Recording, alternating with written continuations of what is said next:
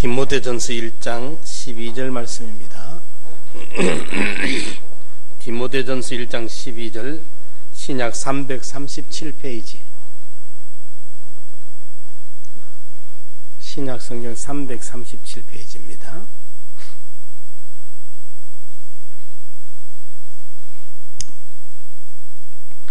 나를 능하게 하신 그리스도 예수 우리 주께 내가 감사함은 나를 충성되이 여겨 내게 직분을 맡기심이니 내가 전에는 회방자요 핍박자요 포행자였으나 도리어 긍휼을 입은 것은 내가 믿지 아니할 때에 알지 못하고 행하였음이라.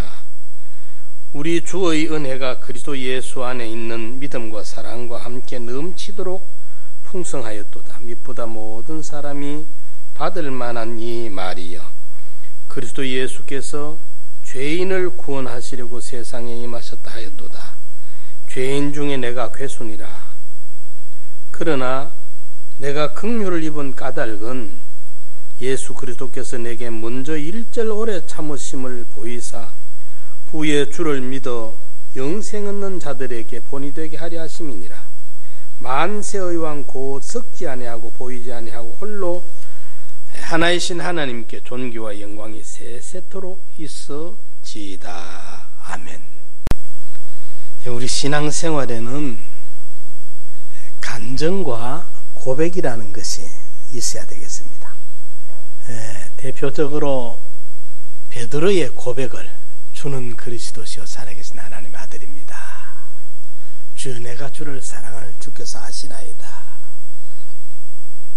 대표적인 고백이 베드로의 고백을 우리가 성경에서 들어볼 수가 있고, 간증은 고백과는 조금 다릅니다. 고백은 우리의 신앙의 대상을, 나는 내 신앙의 대상을 이러이러한 분으로 내 신앙의 대상으로 나는 삼습니다. 그리고 그 신앙의 내용을 담고 있는, 우리 사도신경을 고백하는 게 다 신앙 고백입니다. 그죠? 예. 고백은 신앙의 대상과 어떻게 믿는다는 신앙의 내용을 말할 때 고백이라 그럽니다. 간증은 전에는 내가 이런 사람이었는데 예수를 믿게 됐고, 믿고 난 다음에 내가 이렇게 지금 오늘처럼 바꾸어져 있습니다 하는, 그것이 이제 신앙의 간증입니다. 사도 바울이 대표적인 예가 되겠습니다. 신앙 고백의 대표적인 인물을 꼽으라면 사도 베드로를 꼽을 수가 있고, 신앙 간증의 대표적인 인물을 꼽으라면 사도 바울을 손꼽을 수가 있습니다. 간증이면서 또 고백도 됩니다. 상당히 비슷비슷합니다만은 간증은 예수 믿기 전에 나는 이런 사람이었다. 다메섹 도상 이전에 나는 이런 자였는데, 회방자요 포학자요 핍박자요 못된 짓만 권려하던 내였는데 예수를 어떤 계기를 통해서 내가 믿게 됐다. 믿고 난 다음에 오늘날 이런 변화된 모습이 되었다. 이게 이제 간증입니다. 간증이고 신앙의 과정이죠. 간증이고, 고백은 내가 믿는 신이 이런 분으로 나는 믿는다. 전능하사 천지를 창조하시고, 예를 들어 사도신경을 고백할 때 이래가지고 이제 우리가 믿는 신앙의 성부 하나님, 성자 하나님, 성령 하나님을 나는 믿는다. 삼위일체 하나님 믿는다. 동정녀로 탄생하신 도성인신한 예수 그리스도를 내가 믿는다. 이렇게 이제 쭉 그 고백을 하는 것입니다. 오늘 여기 본문은 디모데전서 1장 12절 이하의 말씀은 사도 바울의 간증이요, 또 한편으로는 사도 바울의 그 심중의 고백이기도 합니다. 우리는 신앙인들에게 위대한 간증과 위대한 고백을 발견할 수가 있습니다.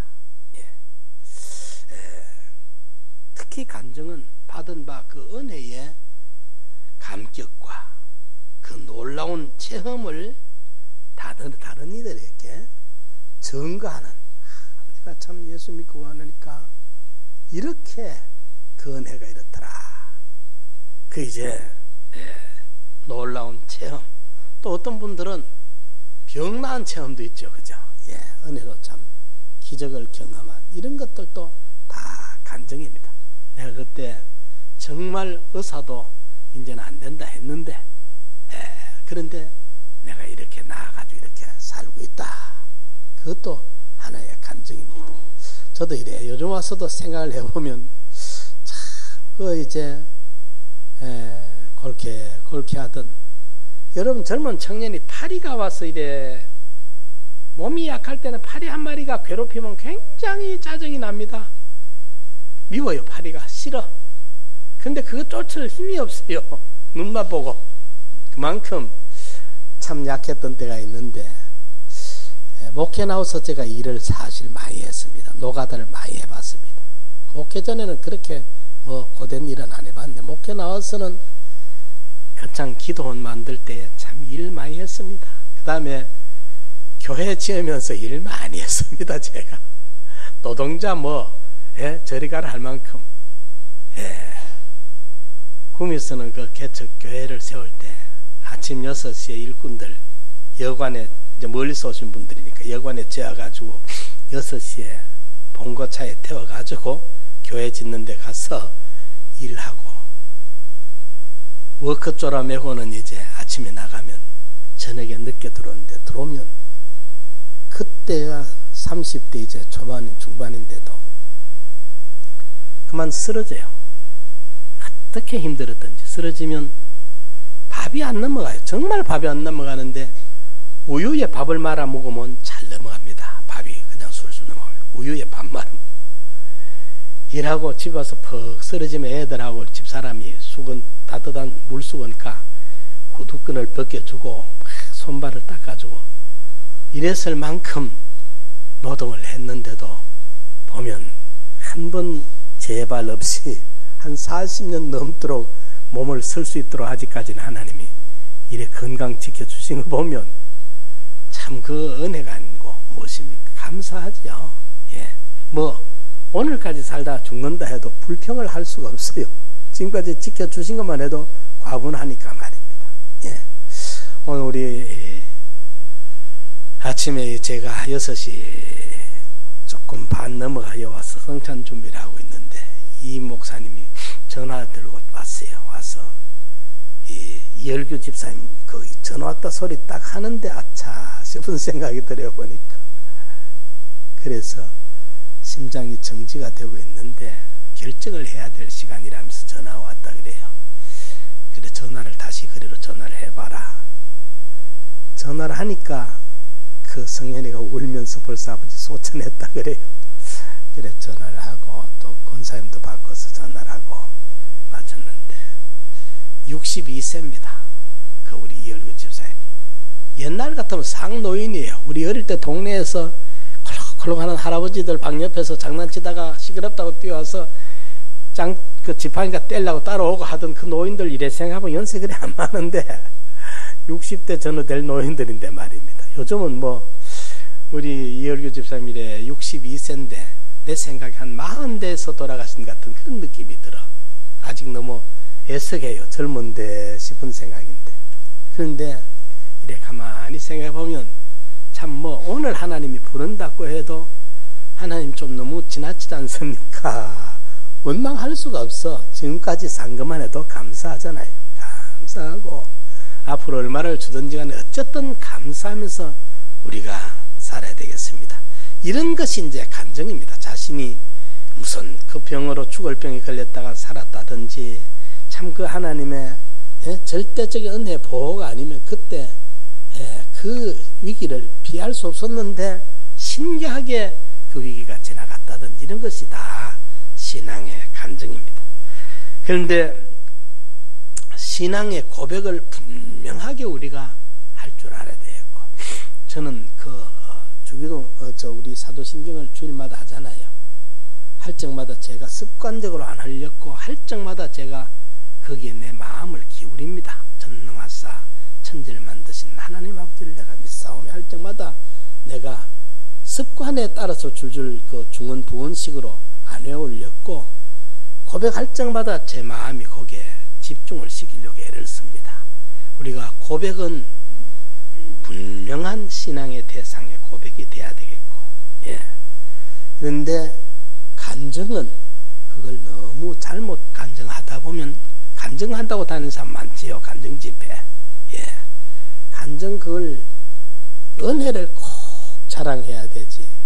간증을 잘못하면 자기 자랑이 돼버리면 나중에는 완전히 사람이 은혜는 사라져버리고 껍데기 돼버립니다. 외식자가 되고 합니다.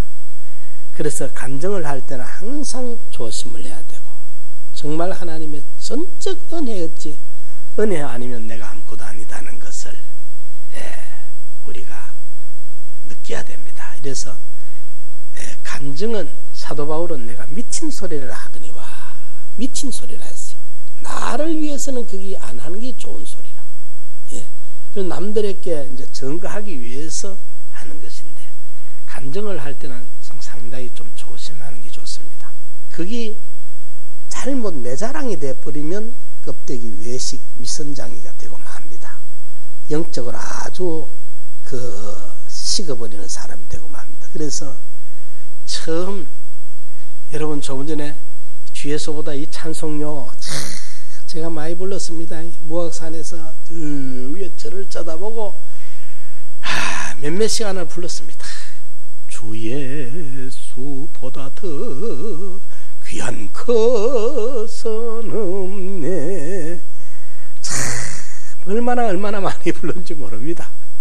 그런데 우리가 자꾸 새 노래가 불러져야 됩니다. 곡 같은 가사라도 깨달음은 새로워져야 되고, 깊이가 더 깊어져야 되고, 그 사랑의 넓이가 더 넓어져야 되고, 그 사랑의 원대함을 더 깨달아야 되고, 같은 가사라도 점점 새 노래가 돼야 됩니다.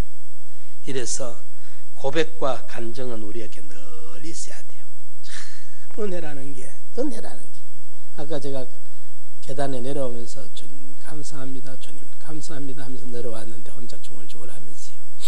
그래서 우리가 늘 그 주님의 사랑, 주님의 은혜가 점점 더 깊이 또 더 원만하게 깨달아져 가야 됩니다. 그 깊이와 넓이와 길이와 높이가 도수가 더해져야 되고,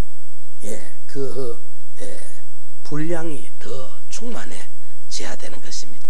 오늘 사도 바울의 고백이요 간증을 우리가 들으면서 그 어떤 고백을 하고 있느냐, 첫째로 보면은 죄인됨을 고백을 하고 있습니다. 여기 13절에 보면 전에는 회방자요 핍박자요 포형자였으나 그랬죠. 서대반 죽이는 일에도 제일 앞장서 가지고 저 예수쟁이들 다 씨를 말려야 되는 게 그게 자기 율법의 열정으로 알고 설치던 사람입니다. 정말 하늘 높은 줄 모르고 막 천지를 모르고 그 깨춤을 추던 사람이었던 사람입니다. 이랬는데 15절에 가서 보면은 죄인 중에 내가 괴수더라. 남 죄인을 처벌한다고 스데반 죽이는데 제일 앞장서가 했고, 다메섹 도상에서 예수 믿는 사람 씨를 말류를 알고 다니던 낸데 이 젊은 청년이 일하니까 그 당시에 종교인들이 말입니다. 그에게 힘을 실어줘가지고 선동을 시켜가지고 일 잘하거든요. 잘하니까 막 설치 제기들 하는데 그것도 모르고 그게 등을 타고 그만 설치다가 깨닫고 보니까 내가 죄인 중에 괴수인데, 누구한테 돌을 던지고 떠나서 내가 죄인 중에 괴수인데, 예수님을 만나고 나니까 자기가 죄인이라는 것을 진솔하게 고백을 하게 됩니다. 제가 요즘 느끼는 것이 참 교만했다, 한없이 교만했구나, 그게 자꾸 느껴져요. 자꾸 느껴져. 겸손해야 되지. 우리가 이래 되고 죄인 된 것이 우리가 좀 보여져야 돼요. 죄인 된 거, 죄인이라는 거 말로 쉽게 뭐 하니까 죄인이 아니라 자기 자신에게 진하게 강하게 그게 느껴져 가지고, 주님 정말 내가 이런 죄인이네요. 내가 죄인이 맞습니다. 예, 아래 우리 금요 저녁에도 제가 그 주의 인자하심에 빗대어서 긍휼히 여김을 받기를 위해서 기도한다. 우리가 하나님의 인자, 헤세드, 불쌍히 여기는 그 강자가 약자에게 향한 배려의 충성심, 그걸 인자, 헤세드를 하는데 주님의 인자가 없으면 우리는 설 수가 없어요. 내가 살아남을 수가 없어요. 이러니까 나의 죄인됨을 우리도 거기 보여지고 죄인됨이 내 눈에 내가 발견이 되어지고 그래서 주님 앞에 주님 내가 죄인입니다. 베드로가 주여 나는 죄인이로소이다 나를 떠나주십시오. 예? 그 나만이 무릎을 팍 꿇고 죄인된 것을 깨달은 것처럼 베드로가 깨달은 것처럼 이런 사도 바울이 전에는 완벽한 의인인 줄 알고 남을 정죄하고 처벌하는데 앞장서서 해방자여 포악자여 핍박하러 다니고 막 설쳤는데 알고 보니까 남 문제를 꺼내기 전에 내가 하나님 앞에 이런 죄인 중에 내가 우두머리인데 제일 큰 죄인인데 예. 누구 죄를 뭐 지금 탓하고 비난하고 정죄하고 할 여가가 없어. 내가 죄인인데 예. 이것을 자각하고 있었던 것입니다. 그리에게 그는 죄가 더한 곳에 은혜가 넘쳤다. 그렇게 로마서 5장 20절에 고백을 하고 있습니다. 참으로 자신이 죄인임을 발견하지 못하는 자는 그리스도에게 올 수가 없습니다. 병든 사람이 자신의 고통과 연약함을 알게 될 때 의사를 찾아가듯이 자신의 죄를 자각한 사람만이 영적인 의사이신 예수님에게 나와서 치유받기를 소원하게 되는 것입니다. 그리스도의 치료와 구원을 체험할 수 있게 됩니다. 자신의 죄를 깨닫지 못하는 사람은 자신의 실체를 보지 못하므로 구원의 기회를 놓치게 되고 이들은 주의 말씀을 아무리 많이 들어도 그 마음이 강팍하여서 하나님의 은혜를 체험하지 못합니다. 예수님이 십자가에 달려섰을 때 양편에 오른편 왼편에 두 강도가 달리잖아요. 두 사람 다 그 당시에 살인 강도니까 일반 강도 같으면 사형에 처하겠어요. 절도범 같으면 어느 시대라도 살인 강도들이잖아요. 둘 다 삐깍삐깍합니다. 죄 덩어리로 말하면 그죠? 오른편의 강도나 왼편의 강도나 누가 더 크다 덜 크다 할 거 없습니다. 그 시대의 법으로 사형이 집행된 걸 보면은 둘 다 흉악무도한 죄인인데 한 사람은 자기가 죄인이라는 걸 느낍니다. 뒤늦게 죄 짓고 난 다음에 뒤늦게라도 내가 죄를 지어가 그래서 한편 강도가 그러지 않습니까? 너하고 나하고는 마땅히 사형 집행 당하도 당연한 죄를 지어서 그런데 죄를 인정합니다. 그런데 이분은 그렇지 않은 부이다 하잖아요. 그런데 한쪽 강도는 똑같이 죄를 지어가 사형 집행을 다 받아가지고 십자가에 사형대에 못 박혀 걸려 있으면서 자기 죄인 걸 모릅니다. 예수는 비난하기 바쁩니다. 죄인이라는 걸 절실히 느끼면 남을 비난을 못하죠. 그 상대방이 어떤 죄인이든지 의인이든지 간에 내가 죄인이라는 걸 이렇게 흉악무도한 죄인이라는 걸 느끼면 남에게 네가 왜 그런 죄를 지었나 말할 여가가 없죠. 할 수가 없죠. 안 그래요? 그러니까 죄 있는 걸 깨달은 강도는 예수님을 의지하게 되는데 당신의 나라가 임할 때 좀 나를 좀 불쌍히 여기주면 안 됩니까? 애원을 하는데 죄인된 걸 죄가 없어서가 아니라 죄인됨을 못 느끼는 게 문제입니다. 예, 그게 병입니다. 우리도 그래요. 예, 하나님 앞에 죄인된 것을 느끼고 주님 앞에 자복하고 회개할 때 그때 주의 한없는 긍휼을 우리가 입게 된다는, 이걸 우리가 자꾸만 회개했다 끝났다, 노래 시작했다 노래 끝났다 하는 식으로 끝나지 말고 회개하고 자복하고 통회하고. 시편 51편에 다윗의 그 회고록에 보면 하나님은 제사를 원하지 않는다 했어요. 소잡고 양 잡는 제사를 원하지 않아요. 하나님이 원하는 것은 상한 심령이라. 통회하고 자복하는 그 상한 심령을 원하시거든요. 다윗이 보통 죄를 지은 사람이 아닙니다. 다윗이 간음하고 숨기기 위해서 사람을 죽이는 그 더 큰 악을 행한 사람입니다. 그 죄로 인해서 나단 선지자가 와가지고 죄를 지적할 때 다윗이 다 거꾸러져 가지고 그 앞에, 하나님 앞에 자복하고 통회하면서 그 시편 51편에 고백을 하는 겁니다. 주의 인자 앞에서 긍휼히 여기주기를 바랍니다.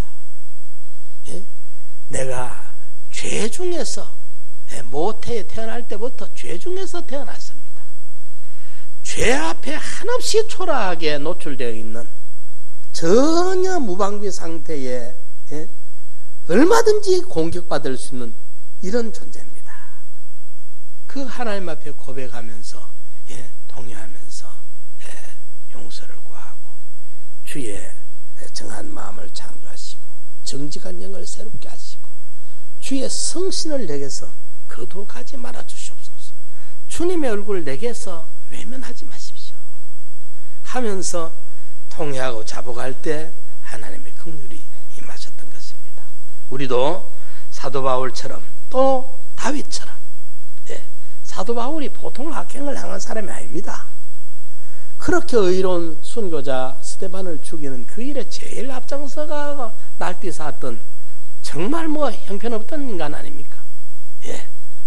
영적으로는 그렇게 포악하고 핍박하고 행악을 저질던 인간이었습니다. 그렇지만은 주님 앞에 엎드려져서 팍 거꾸러지고 자기의 죄를 철저하게 인정을 하고 죄인된 것을 고백할 때 하나님이 그를 그렇게 위대하게 사용해 주셨던 것입니다. 이제 우리는 이 죄인됨을 철저히 고백하는 이 고백이 있어야 되겠어요. 탕자 비유에도 탕자가 내가 아버지께 돌아가서 이렇게 말하리라. 아버지여, 내가 하늘과 아버지께 죄를 얻어 사오니 이제는 아버지 아들의 일가람을 내가 감당치 못하겠사옵니다. 품꾼의 하나로 여겨 주소서 하리라 하고 하는 그 깨달음을 본인이 가졌던 것, 그게 중요합니다. 하늘과 아버지께 죄를 얻었습니다. 그렇기 때문에 나는 아들의 자격은 상실한 자입니다. 품꾼의 하나로 여겨줘도 너 감지덕지할 수밖에 없는 입장입니다. 이렇게 죄인됨을 처절하게 깨달은 그 마음을 주님이 받아주신다는 거예요. 죄인된 것을 우리가 살펴서 찾아서 하나님 앞에 뜨겁게 진하게 자복하고 통회하는, 고백하는 우리가 되어야 하나님의 무한한 긍휼을 받을 수가 있는 것입니다. 시편 32편 5절을 한 번만 보겠습니다. 내가 이르기를 내 허물을 여호와께 자복하리라 하고 주께 내 죄를 아뢰고 내 죄악을 숨기지 아니하였더니 곧 주께서 내 죄의 악을 사하셨나이다. 주님 앞에 진실되게 죄를 고백하고 주님 앞에 숨기지 아니하고 다 토설을 했더니만은 긍휼히 여겨 주시더라, 용서해 주시더라, 사해 주시더라, 그 말입니다. 그런데 하나님 앞에 우리가 죄를 숨기고 있고 죄에 대한 깨달음을 가지지 못해서 죄에 대해서 민감하지 못하고 둔감해가지고 죄를 지어놓고도 강팍하고 완고한 마음을 그대로 갖고 있으면 사함을 받지 못한다는 거예요. 그래서 우리는 처절한 죄인됨을 고백하는 이 순서가 있어야 되겠습니다. 두 번째로 여기에 사도 바울은 은혜임을 고백합니다. 14절에 아까 우리 디모데전서 1장 14절에 보면 우리 주의 은혜가 그리스도 예수 안에 있는 믿음과 사랑과 함께 넘치도록 풍성했다. 나한테는 하나님의 은혜가 너무나도 엄청나게 넘치도록 풍성하게 베풀어 주셨다. 모든 것을 은혜라고 돌리고 있습니다.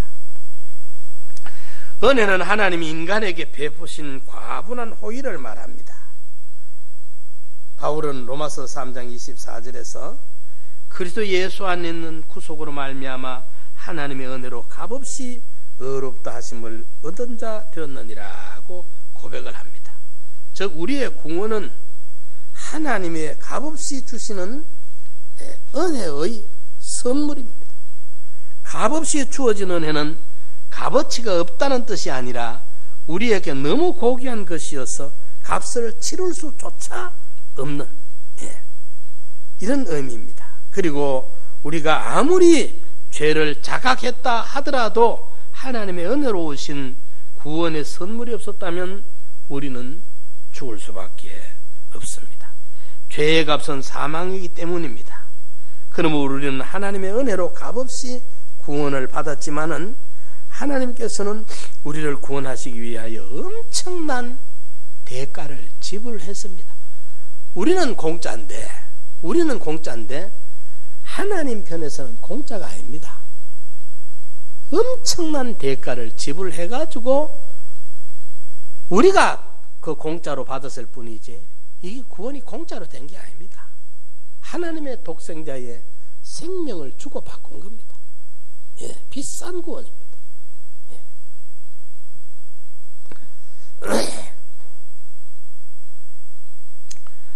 그러므로 구원받은 성도는 한순간 또 하나님의 은혜를 잊어서는 안 됩니다. 하나님의 은혜를 망각하는 인간은 결국 교만과 자만에 빠지고 패망의 길을 걸을 수밖에 없게 되는 겁니다.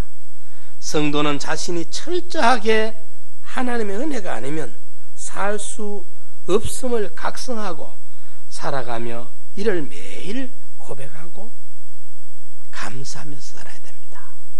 은혜입니다. 주의 은혜입니다. 고린도전서 15장 10절 말씀에 보면 말입니다. 고린도전서 15장 10절에 나의 나된 것은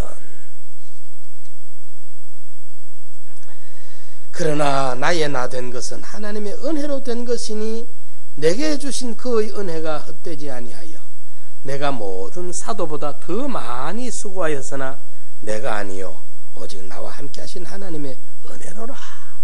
나의 나된 것은 전적 은혜다. 하나님의 은혜 뽑아버리면 우리한테 뭐 남겠습니까? 심판거리밖에 남는 게 없습니다. 응? 참 이 은혜, 이 은혜를 우리가 얼마나 감사해야 돼. 에베소서 2장 8절에는 너희가 그 은혜로 인하여 믿음으로 말미암아 구원을 얻었나니 이것이 너희에게서 난 것이 아니요 하나님의 선물이라. 행위에서 난 것이 아니니 이는 아무도 자랑치 못하게 하려 함이니라. 우리가 예수 믿고 구원받은 것은 목사가 되고 장로가 되고 권사가 되고 집사가 된 것은 은혜입니다. 내가 자격이 있어서 조건이 남달리 좋았기 때문에 이루어진 것 결코 아닙니다. 돈 없이 와서 값없이 와서 포도주와 젖을 사라. 조건을 걸지 않았습니다. 자격도 따지지를 않았습니다. 하나님은 우리에게 아무런 자격을 자격 심사해서 받아주겠다 한 게 아닙니다. 조건에 맞아야 구원하겠다 한 것도 아닙니다. 돈 없이 값없이 그냥 공짜로 준 겁니다. 그게 전적 은혜입니다. 그렇기 때문에 오늘 내가 이 자리에 서 있는 것이 나의 나던 것이 하나님의 은혜로라. 하나님의 은혜야 아닌 것이 하나도 없다. 이걸 늘 고백하면서 살아야 은혜를 은혜로 아는 이 은혜를 우리가 받아야 돼요. 은혜를 은혜로 알 때 하나님이 그 은혜를 지속해 줍니다. 예, 늘 건강한 것도 은혜 감사하고 먹고 살만한 것도 은혜 감사하고 자꾸 감사를 찾아요. 감사 찾고 은혜 찾고 은혜 베푸신 하나님 앞에 우리의 지킬 도리는 은혜를 아는 겁니다. 은혜를 아는 것. 제가 그때 이제 신장염에 걸려가지고 있을 때 그 대구의 한홍달 내과라는 전문의한테 이제 늘 치료를 받아요. 그분을 잊어버리지 않고 있습니다. 한홍달이라는 의사 선생님인데 내과 전문입니다. 그때 지금 생각하면 좀 무서워요. 여러분들한테 말하기도 좀 부끄러운 이야기인데, 제가 이제 정기적으로 그걸 늘 가서 이제 그 검사를 받고 약을 타고 그랬었는데, 갈 적마다 제가 그 당시에 담배가 제일 좋은 담배가 신탄진입니다. 내 나이 되는 분은 알 겁니다. 저 대전 신탄진이 그 전매청이 그 있잖아요, 그죠? 그때 최고 비싼 국산 담배가 신탄진이 제일 고급이에요. 제가 이제 의사 선생님 찾아갈 적마다 신탄진 한 보루가 아니고 참 지금 생각하면 무슨 그때 청년이니까 22살 때인가 23살 때 그쯤인데, 그래도 이제 늘 한 값을 싹 들고 와서 간호사를 드리고 와요. 그 이제 의사 선생님 드리라고. 뭐 시골 청년이 다른 대접할 건 없고 내 표시니까 갈 적마다 아마 그분도 그분 내게 직접 드린 적은 없고 해도 그분도 아마 그걸 그 의사 선생님이 옛날에는, 지금 의사들은 그래도 그 전문이고 과장이고 잘 나가는 분들 아닙니까? 그까지 담배 한 갑에 혹할 분들이 아니잖아요. 그래도 아마 그건 아시긴 알았을 거예요. 내가 인사라. 내가. 그때는 신앙도 교회는 죽어도 안 빠지지는데도 어쩐지 내가 담배를 사는 생각이 지금 생각하면 무서워. 그때 이제 안 믿는, 그분들은 안 믿는 사람이니까. 그래서 갈 적마다 부모님이 시켜서 그랬는 것도 아니고 내가 했었어요. 그걸 늘 담배 한 갑을 꼭 찾아갈 적마다 이제 치료받고 나오면서는, 간호사 들으면 여자 간호사가 담배 피우지 안 하잖아요. 선생님 들으라는 건데, 그랬던 기억이 납니다. 그리고 이제 어릴 적부터 저는 그 아버님 어머님을 통해서 그런 것은 배웠고 느껴왔고, 저희 어머님이 정말 철저하셨어요. 이래서 우리 어머님이 참 무서운, 우리 어머님 이름이 임권사 이름하고 같아. 나주임씨의 그 고들정자 말글 숙자입니다. 참 우리 어머님이 아주 권위가 대단했습니다. 모성애도 말도 못하고, 모성애가 말로 못해요. 말도 못하고. 그런데 아들 딸들이 벌벌벌 깁니다. 그 어머님 앞에. 우리 아버님은 그렇게 법 없어도 사는 분으로 동네 사람들이 다 이야기할 정도로 순한 분인데, 저희 어머님은 금난부입니다. 그런데 그런 걸 그래도 좀 정서적으로 배운 것 같아요. 그래서 그 은혜를 저버릴 수가 없어.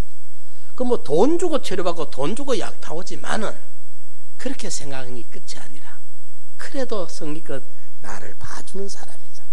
그래서 제가 꼭 그때 경제로서는 더 할 능력도 아니고 그래 그 정도는 또 할 수도 있고 그랬던 게 기억이 납니다. 우리가 사람의 은혜도 그렇습니다. 잊어버리면 안 됩니다. 은혜를 모르는 그 배신은, 배신은 인간 취급을 안 합니다. 배신은 최고, 다른 어떤 실수를 할 수 있지만 은혜를 배신한 것은 도리가 아닙니다. 이래서 특히 우리가 하나님의 은혜, 예수님의 은혜, 그 은혜를 우리가 어떻게 말로 다 하겠어요? 그 은혜. 이래서 사도 바울이 은혜를 고백한 것처럼 우리도 늘 주님의 은혜를 한 가지 두 가지, 내가 믿음이 어릴 때는 은혜의 껍데기만 우리가 보고 은혜인 줄 알았는데, 내 믿음의 분량이 자라가는 만큼 하나님의 그 은혜의 깊이와 넓이를, 높이를 깨달아서 그 은혜를 진하게 주님 앞에 감사하며 고백하는 우리가 돼야 됩니다. 주님. 그래서 제가 가끔 기도할 때 주님 고맙습니다. 주님 감사합니다. 고맙다는 말과 감사하다는 말을 같이 합니다. 우리 교회는 주로 이제 이래 사람들 말 언어를 보면 감사합니다는 언어를 우리 기독교인들은 잘 쓰죠, 그죠? 고맙다는 말보다는. 그래 이제 저는 기도할 때 혼자서 주여 고맙습니다, 주님 감사합니다. 고맙단 말이 좀 더 친숙한 면이 있어요. 어릴 때 자른 시골뜨기래 고맙다는 그 말이 고맙다. 고맙고 감사한 일이죠. 그래서 우리가 점점 더 사도 바울 같은, 다윗 같은 진한 주님과 우리와의 교제가 이루어지기 위해서는 우리의 고백이 진해야 돼요. 진해야. 입술에서 그저 고맙습니다, 감사합니다가 아니라 내 깊은 뼛속에서까지 우러나올 만큼의 주님의 그 은혜가 고맙고 감사하고, 갚을 길이 없고. 사도 바울처럼 은혜의 고백, 죄인됨을 고백해야 되겠고, 은혜에 감격된 고백을 해야 되겠고, 세 번째로 사도 바울은 보면 사명을 고백하고 있습니다. 12절에 보면, 디모데전서 1장 12절 말씀에 보면, 나를 능하게 하신 그리스도 예수 우리 주께 내가 감사함은, 왜 나를 이렇게 능하게 하셨느냐? 정말 그때 하나님은 전략적으로, 우리 하나님 주먹구구식 아닙니다. 아주 전략적입니다. 하나님은 이미 로마가 복음화가 돼야 유럽이 복음화가 되고, 유럽이 복음화가 돼야 세계가 복음화가 되어지기 때문에, 그 당시에 로마의 그 헬레니즘, 그 헬라 문화, 이게 굉장히 그 철학과 헬라 문화가 발달되어 있을 때입니다. 로마의 그 지식, 학문이 말이에요. 그러면 그 로마를 상대하고 로마를 커버할 수 있는 그런 그 실력과 지식을 갖춘 사람이 가야 로마를 복음화시킬 수 있습니다. 우리나라는 참 이거 그래도 참 굉장히 이 민주주의가 더 잡혀 있었는데, 필리핀 이런 나라만 해도, 일본만 해도 우리나라 민주주의를 전혀 못 따라옵니다. 일본은 민주주의 아닙니다. 아무나 우리처럼 뭐 니나 내나 국회 나가고 대통령 출마하고 이럴 수 없는 나라입니다. 일본은. 필리핀 저 사람들은 보면요, 상류층과 하류층이 완전히 갈라져가 있어가지고 일반 서민들은 상류층을 그냥 쉽게 상대를 못합니다. 그래 내가 우리 그 로렌슨에 우리 여서 공부시켜 보낼 때 내가 보내면서 그래 이야기해요. 야, 너는 거기서 신학교 했고 대한민국에 와서 유학을 해가지고 석사 학위를 받았고 했으니까 이제 네가 필리핀 돌아가서 어떤 필리핀 부자든지 상류층이든지 그들한테 주눅 들지 말고 담대히 예수 복음 들고 그들에게 과감히 나가서 전해야 된다. 그걸 내가 좀 주지를 시켰어요. 그 사람들은 살아오면서 아예 그게 문화가 되어 있어요. 문화가 돼서 쫄려가지고 그 상류계층에 나가 가슴 피고 이야기를 못합니다.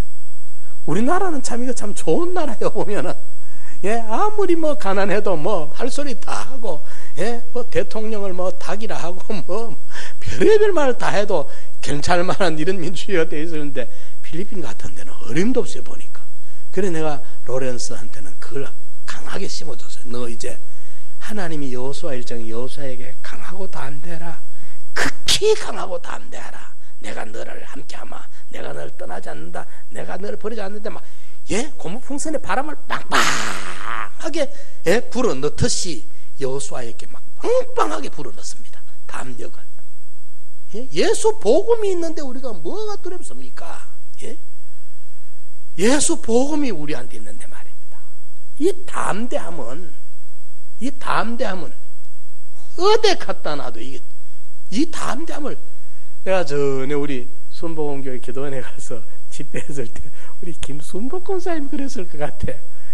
강사로 나는 설교할 나는 안 쫄는데 자기들이 쫄아가지고 우리 목사님 좀 실수 못 잡까 겁이 났던 것 같아. 나중에 그 이야기를 저는 그런데 쫄지 않아요. 그런데 서면 쫄지를 않아요, 여러분. 딱 서면 내 안에 담대는 내가 그걸 청량을 못합니다. 내 자신이 청량을 못합니다. 올림픽 체조회관에서도 그날 그 집회할 때 조영김 그날 강사가 신영근 목사님 그 성령 50주년 기념 그 집회입니다. 신현균 목사님, 예? 신현균 목사님, 피종진 목사님, 조용기 목사님은 신현균 목사님들 형님 하니까 이제 그 형님 대접으로 출연하셔가지고 조용기 목사님 강사로 했죠. 예? 신현균 목사님 했죠. 피종진 목사님 했죠. 윤호균 목사님 했죠. 장경동 목사님 했죠. 이종인 목사님 했죠. 예?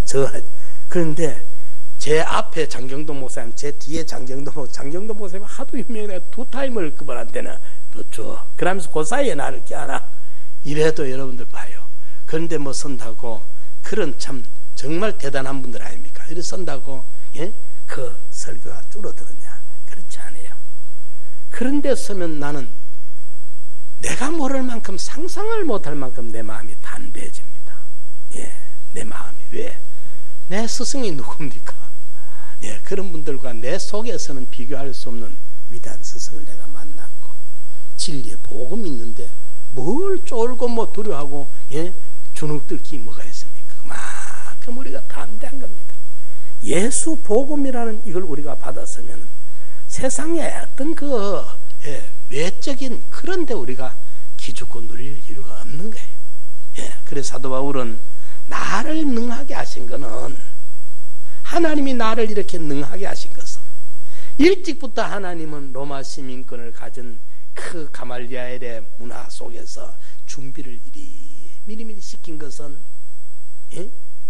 하나님이 사도 바울에게 이 복음의 사명을 감당하게 하기 위해 가지고, 예, 그 당시에 최고의, 예, 모든 길이 로마로 말했지 않습니까? 로마가 당시 세계의 수도와 같거든. 이러니까 로마에 보내가지고 기죽지 아니하고 복음을 외칠 수 있는 이 사람이 만들어져야 되기 때문에 하나님은 사도 바울을 준비시켰던 거예요. 그게 하나님의 복음 전략입니다. 예. 이래서 하나님이 나를 그렇게 준비시켜서 내가 그래 된 거다. 그러면서 하나님이 맡긴 사명에 대한 고백을 하고 있는 거예요. 예. 주 예수께 받은 이 사명, 예. 이 사명이 너무나도 막중한, 예. 이 사명은 뒤로 미룰 수가 없고, 이 사명은 양보할 수가 없고, 어떤 것과 바꿀 수가 없는 생명보다 귀한 사명이기 때문에 이 사명을 위해서 하나님이 나를 이렇게 준비시켰더라. 그것도 고백을 합니다. 모든 것이 하나님의 손길에 의해서 이루어졌더라. 그런 말씀이죠. 우리도 이렇게 베드로처럼 고백할 수 있고, 사도 바울처럼 고백할 수 있고, 사도 바울처럼 간증할 수 있는, 내가 전에는 이런 나쁜 놈이었는데 포학자였고 핍박자였고 회방자였고 내만큼 벌로 설치던 놈이 어디 있느냐 말이지. 예? 그랬던 악한 인간이었는데 웬날에 웬사람으로 하나님이 나를 받아주셔가지고 이렇게 생명의 복음을 위해서 일할 수 있는, 지옥 만드는 일을 하던 인간인데 하늘나라를 건설하는 일에 쓰여지게 해준 나를 나되게 한 것은, 나를 능하게 한 것은 하나님의 계획이었더라, 은혜였더라. 이걸 고백하고 있는 것입니다. 오늘 우리도 늘 하나님의 은혜를 찾고 하나님의 그 사랑을 찾고, 그래서 우리도 바울처럼 베드로처럼 뜨겁게 진하게 더 깊이 가까이 나아가서 간증하고 고백할 수 있는 믿음의 사람들이 다 되기를 간절히 축원합니다. 우리 말씀 생각하면서 한번 통성을 한번 기도드립시다.